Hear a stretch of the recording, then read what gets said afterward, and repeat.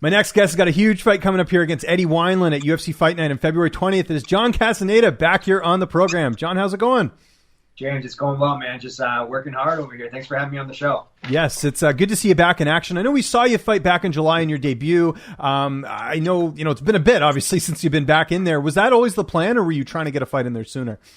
No, I was definitely trying to get a fight in there sooner, but I actually had a couple offers. I forget exactly who, but it just worked out. It worked out that we were finally signed to the UFC. We've been putting in some serious work, and now we get a full camp. That last fight I got, short notice fight against a top dude for sure. Nathaniel Wood was a tough guy, and another top guy in Eddie Wineland. But I get a full camp, so confidence comes from the preparation, and I'm prepared for this one for sure. Yeah, and you got to be smart about it, right? Because there's a lot of factors that go into it, right? You're coming off a loss, didn't get a full camp for that one. You want to make sure the second fight you really get to put everything into it. And the beauty of this fight, it's not on Fight Island, right? It's in Vegas, so a lot easier in terms of travel and all that. I'm sure too is factored in. Absolutely, yeah, right over in Vegas, and I like to joke about it, but I'm undefeated in Vegas. I think I'm like 3-0 or 2-0 or 3-0 or something like that. So yeah. But no, the time difference for sure, man. I don't know if we've spoke after my last fight, but the fight in Abu Dhabi, it was a lot to adjust to. I think I got like 4 hours of sleep like the last 2 nights leading up to my fight, which is no excuse by any means, but it definitely is a little bit different to get used to. Yeah, threw you a curveball, something you probably weren't anticipating. You probably thought when you got there everything would be good, but that is something. And it's funny, well, it's not funny, it sucks obviously, but yeah. I mean, we've seen fighters that have kind of underperformed a little bit on Fight Island. Like Dominic Reyes is a good example when he fought Jan Blachowicz. I think you look at the Dominic Reyes that fought him and then fought John Jones before that, much different, right? So I think we are seeing that, and I think that's something that I'm glad fighters are kind of talking about it, because it is a factor when you have to travel that far and deal with COVID stuff on top of that, right? Absolutely, yeah. And you know what? Here's the thing. I wouldn't be opposed to fighting on Fight Island again, but if I did, I would ideally like to get out there, at a minimum of 4 weeks prior. Because then at that point, you have a little bit more time to get acclimated to the time zone. But not only that, but the weather, man. The weather was crazy. It was so humid. Yeah, it's crazy. There you go. What did you learn the most from that fight? You fought a tough guy in your debut, Nathaniel Wood. I mean, a guy that they've been building up for a while. What did you take away the most from that performance? The most important thing, I think, is that I can hang with the best. You know what I mean? That guy was on the cusp of breaking top 15 for a while now. And, to go in there and know that I can take, his hardest shots and he was taking down everybody. He was submitting everybody. And he doesn't really win by decision much. He's a finisher. So to be able to go in there and grind 3 rounds out with him, I think just made me feel like I belong in the UFC. But now it's like, okay, well, now I'm ready to take it to the next level, with a full camp. Let's see what I can really do against another top dude in Eddie Wineland, Yeah, and Eddie Wineland's a big name, fought for a title. I think people forget that. I mean, because he has been in the UFC for a very long time, but hasn't really been that active overall. I know he's got he's a firefighter, I believe, by day. How do you feel like you match up against him in this fight? I feel like it's a great matchup. I think that Eddie Wineland is just such a good boxer. I think that's his style, a hard-nosed boxer. I don't think he's got much of a kickboxing or Muay Thai pedigree, but, that's where I feel like I'm going to exploit him a little bit. So I've been working a lot on my movement, just being active, sticking and moving, just volume, especially with that Max Holloway performance. You know what I mean?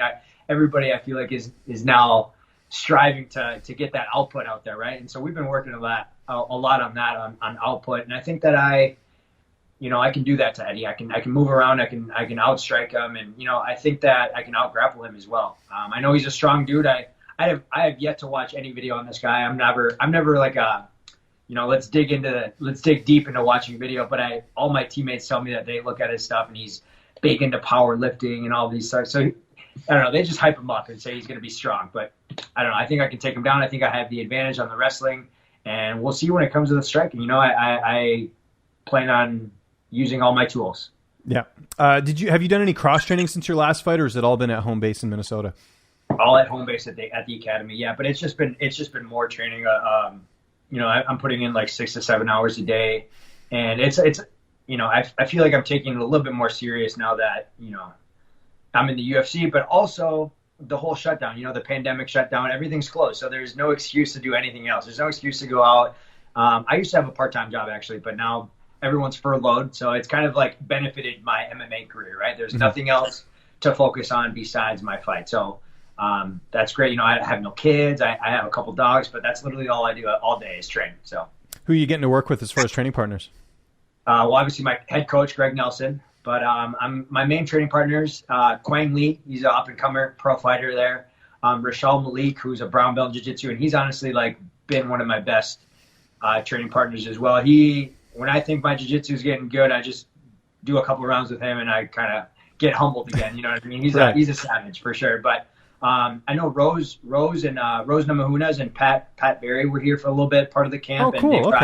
They brought in Chico Camus. UFC vet. I remember him. Yeah, they're actually going to be making their way back here, I think, next week. So, a couple good bodies, and obviously Pat being the mastermind that he is. When he's here, he runs a couple of the classes that Greg will usually run. So it's kind of good getting a different perspective on different things, especially from those guys.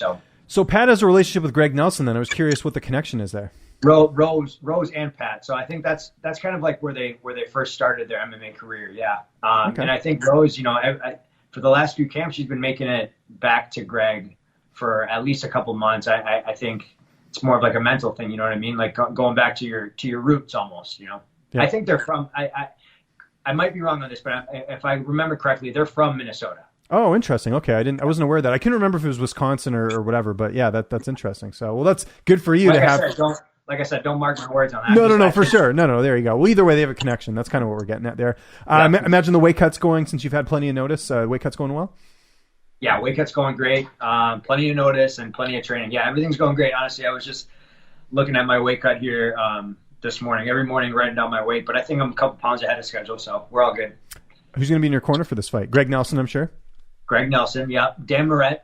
Oh, awesome. The Hitman. Yeah, the Hitman. He's always in my corner. You guys are good friends. This is something we've talked about. I even know you went down to Arizona and trained with him a bit there years ago, right? Yeah. So. Yeah. He's actually the one who kind of not introduced me to MMA, but he, I was going to wrestle in college and he kind of talked me out of it and said, why wrestle? Why don't you just come train with the Mankato MMA team? You get to wrestle and you get to punch people in the face, right? So me and Dan go way back. I've known him since 2011. So Dan's going to be in my corner. Rashal Malik will also be in my corner, my main training partner I was just talking to you about. Excellent. And how's the fight playing out on February 20th? Out hustling him. That's the only prediction I got. Out hustling him, and in all aspects. I imagine the plan is to, get a few more fights in this year just to keep active, keep the momentum going, assuming, the scenario is good where it's something local as opposed to having to fly all the way to Fight Island, right? Yeah, absolutely. After this one, I want to stay healthy. Hopefully it's regardless of how the fight goes, I hope I stay healthy right away, and I'm going to go right back to training, keeping my weight down. And yeah, absolutely. I want to stay active this year for sure. I want to say maybe 2 years ago, and then the years prior to that, I was the most active, getting 3-4 fights in every single year. I think these last couple of years have been pretty slow for me, especially with the transition from promotions and stuff like that. So I think I want to revamp it up, and get at least 3 fights this year.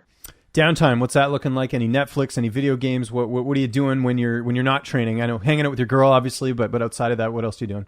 Hanging out with my girl, of course. Yeah. I like I said, I have 3 dogs and a cat, so I play with them a lot. A lot of walks, a lot of outside time. But otherwise, yeah, just at nighttime, trying to go to bed a lot earlier. But when I'm staying up a little late, playing some Call of Duty Warzone. Of course, the truth comes out. There you go. Yeah, exactly. By the way, how does your cat get along with your dogs? Great, actually. Yeah. Really? Yeah, for sure. All my dogs are little, so. Okay. So it's not like an imposing thing. Yeah, exactly. The biggest dog I have, Bailey. She is a Shih Tzu Poodle mix. She's 17 pounds. But my next smallest one is 14 pounds, and then I have a 7-pound dog too. So they're all little. My cat's pretty big. She's might even be a little overweight, but. There you go. Good stuff, man. Well, we're looking forward to this fight. February 20th, UFC Fight Night. John, always appreciate the time, man. Just remind people where they can find you on social media. And if you got any sponsors or shout-outs, I'll give you the last word. Absolutely, man. Thanks a lot. You can find me at SexyMexy135 on Twitter, John Castaneda _ on Instagram. And obviously a big shout-out to all my training partners and my coaches at the Minnesota Martial Arts Academy. And then my management team, everyone at Iridium Sports Agency, Jason House, Jacob Parga, Jeremy Luchow, all those guys. They're all blessing, and honestly, without them, I wouldn't even be here. So